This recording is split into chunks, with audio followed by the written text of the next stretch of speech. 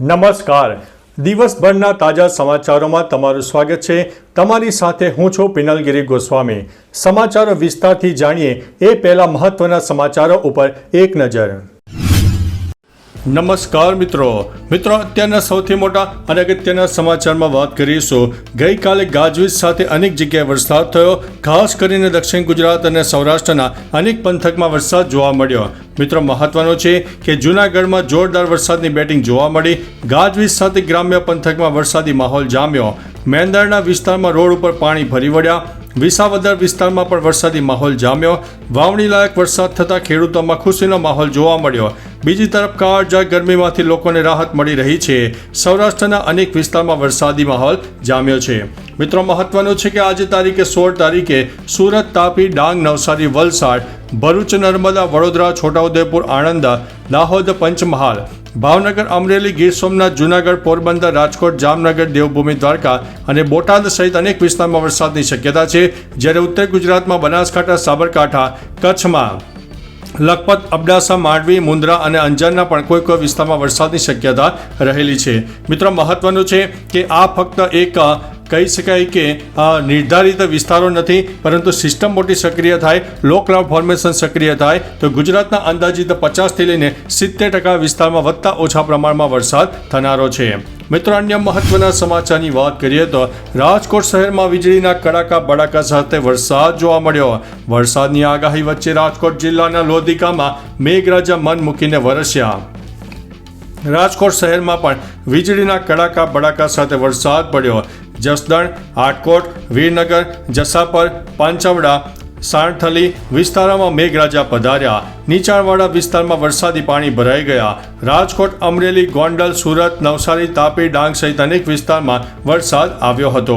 મિત્રો, અન્ય મહત્વના સમાચારની વાત કરીએ તો સોનમની પ્રેમી સાથેની બીજી તસવીર પણ સામે આવી છે. રાજા રઘુવંશી હત્યાકાંડના નવા ખુલાસા સામે આવી રહ્યા છે. તેવામાં સોનમની રાજ સાથેની બીજી એક તસવીર સામે આવી છે. તસવીરમાં સોનમ સાડીમાં દેખાઈ રહી છે અને ખુશ પણ જોવા મળી રહી છે, જ્યારે રાજ કુર્તા અને કપાળે તિલક કરેલું દેખાય છે. ખાસ કે એવો અંદાજ લગાવી રહ્યા છે કે તેઓ કોઈ મંદિરમાં દર્શન કરીને પરત ફર્યા છે. ખાસ કે આ હત્યાકાંડને સોનમે પ્રેમી રાજ સાથે મળીને અંજામ આપ્યો હતો, જેમાં પોલીસે પ્રેમી રાજ સહિત 5 લોકોની ધરપકડ પણ કરી છે. મિત્રો, અન્ય મહત્વના સમાચારની વાત કરીએ તો વરસાદે વધુ એક વ્યક્તિનો જીવ લીધો. અમરેલીના ધારી પંથકમાં ધોધમાર વરસાદમાં બોરડી ગામમાં વીજળી પડતા યુવકનું મોત થયું. વડોદરામાં પણ વરસાદ વરસ્યો. અહીં પવન ફૂંકાતા રિક્ષા કાંસમાં ઉતરી ગઈ હતી, જોકે રિક્ષામાં કોઈ સવાર ન હતું. આણંદના પેટલાદ પંથકમાં, સુરેન્દ્રનગરના લખતરમાં, મહીસાગર જિલ્લામાં વરસાદ આવ્યો. અમદાવાદ શહેરમાં પણ વરસાદ શરૂ થયો હતો. હાલોલ શહેરમાં કાર પર મોટું હોર્ડિંગ ધરાશાયી થયું હતું. કાર ચાલકને સામાન્ય ઈજાઓ પણ પહોંચી છે. મિત્રો, અન્ય મહત્વના સમાચારની વાત કરીએ તો અહીં ભીષણ આગ લાગી. 4000 લોકો ફસાયા હતા. દુબઈની એક ઇમારતમાં ભીષણ આગ લાગવાની ઘટના બની. આ આગમાં 4000 લોકો ફસાયા હતા. આ 4000 લોકોને સુરક્ષિત રીતે બહાર કાઢવામાં આવ્યા છે. દુબઈ મરીનામાં 67 માળની એક બહુમાળી ઇમારતમાં આ ભીષણ આગ લાગી હતી. બિલ્ડિંગમાં રહેતા લોકોનું કહેવું છે કે ફાયર એલાર્મ કામ કરી રહ્યા ન હતા, જેના કારણે તેમને આગની જાણ થઈ નહોતી. મિત્રો, અન્ય મહત્વના સમાચારની વાત કરીએ તો જો પ્લેન થોડું આગળ જઈને પડ્યું હોત તો મોટી નુકસાની થાત. અમદાવાદ પ્લેન ઘટનાને નજરે જોનારા લક્ષ્મીનગરના રહેવાસી કૈલાશ ઠાકોર એક વાતચીતમાં જણાવ્યું છે કે આ ઘટના ખૂબ જ મોટી છે અને દુઃખદ છે. 33 વર્ષ પહેલાં પણ આવી ઘટના બની હતી. તેઓ વર્ષોથી આ જ વિસ્તારમાં રહે છે. તેમણે કહ્યું છે કે પ્લેન ડગતું જોયું ત્યારે જ ખ્યાલ આવી ગયો કે તૂટી પડશે. જો પ્લેન થોડું આગળ જઈને પડ્યું હોત તો અમારી આખી વસ્તી બળીને ખાખ થઈ ગઈ હોત. મિત્રો, અન્ય મહત્વના સમાચારની વાત કરીએ તો વરસાદે પશુઓનો પણ જીવ લીધો છે. પરમ દિવસે મેઘરાજા ગુજરાત ઉપર મહેરબાન થયા.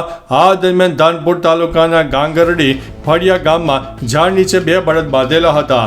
તેમના પર વીજળી પડતા તેમના મોત થયા છે. રાજકોટ તાલુકાના વીરડા વાજડી ગામે વીજળી પડતા 14 જેટલા ઘેટા બકરાના પણ મોત થયા છે. રાજકોટના રૈયાતર અને મફતિયાપરા વિસ્તારમાં પણ વીજળી પડવાથી એક વ્યક્તિનું મોત થયું છે. ખંભાતના નગરા ગામે પણ વીજ લાઇન પર વીજળી પડતા તાર સરગ્યો હતો. મિત્રો, અન્ય મહત્વના સમાચારની વાત કરીએ તો પૃથ્વી ઉપર એવો સમય હતો જ્યારે વૃક્ષો નહોતા. આજના સમયમાં વૃક્ષો વિનાની પૃથ્વીની કલ્પના કરવી પણ અશક્ય લાગે છે, પરંતુ એક એવો સમય પૃથ્વી પર હતો કે જ્યારે વૃક્ષો અસ્તિત્વમાં નહોતા. વૈજ્ઞાનિકોના મતે 385 મિલિયન વર્ષો પહેલા ડેવોનિયન સમયગાળામાં પૃથ્વી પર પ્રથમ વૃક્ષો વિકસિત થયા હતા. તે પહેલાં પૃથ્વી મોટાભાગે પાણી, ઘાસ અને નાના છોડથી ઢંકાયેલી હતી. આ તથ્ય પૃથ્વીના લાંબા અને જટિલ ઉત્ક્રાંતિ ઇતિહાસને દર્શાવે છે. મિત્રો, અન્ય મહત્વના સમાચારની વાત કરીએ તો આધાર કાર્ડને લઈને મોટા સમાચાર સામે આવ્યા. આધાર કાર્ડ અપડેટ માટે દસ્તાવેજો અપલોડ કરવાની છેલ્લી તારીખ ફરીથી લંબાવી દેવામાં આવી છે. આ મોટી માહિતી આધાર કાર્ડ જારી કરતી સંસ્થા UIDAI દ્વારા શેર કરવામાં આવી છે.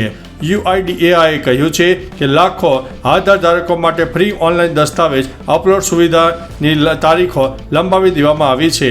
હવે 14 જૂન 2026 સુધી લોકો તેમના દસ્તાવેજો મફતમાં અપલોડ કરીને આધાર કાર્ડમાં માહિતી અપડેટ કરી શકશે.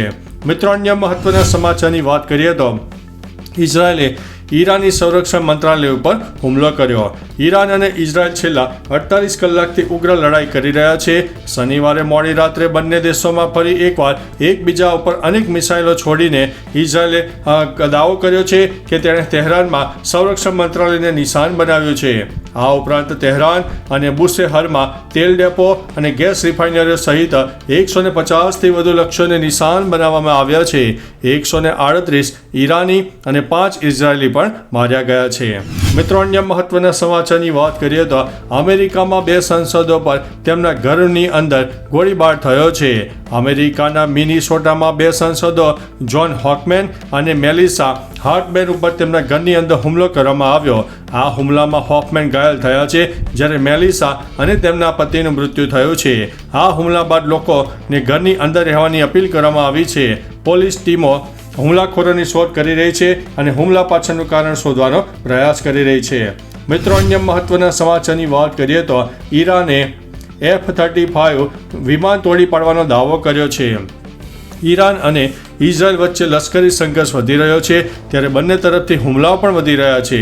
દરમિયાન ઈરાની સેનાએ અત્યાર સુધીમાં 3 ઇઝરાયેલી F-35 ફાઇટર જેટ તોડી પાડવાનો દાવો કર્યો છે.